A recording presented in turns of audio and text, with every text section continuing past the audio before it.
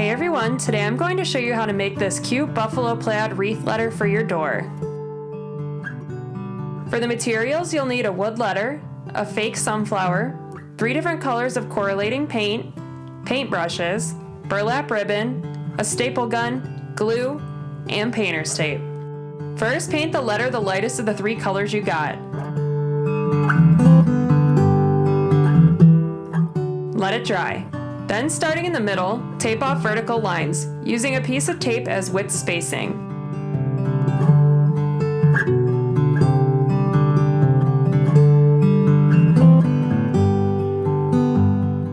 After that, paint using the second lightest of the colors. Let it dry and remove the tape. Then do the same as before, but tape off horizontal lines starting in the middle.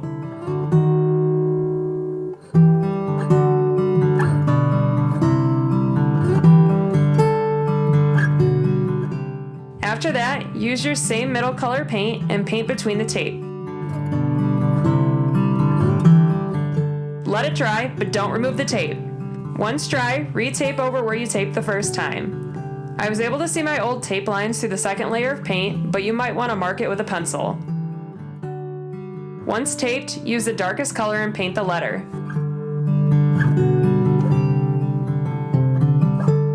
Let it dry. Then remove the tape and your buffalo plaid pattern should be exposed.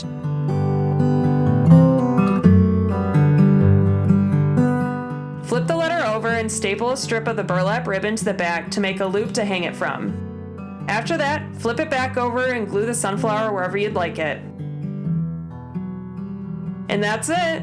Buffalo plaid is so on trend right now, and it's a really fun accent to my coral doors. If you enjoyed this tutorial, please make sure to like, comment, or subscribe below. Thanks for watching.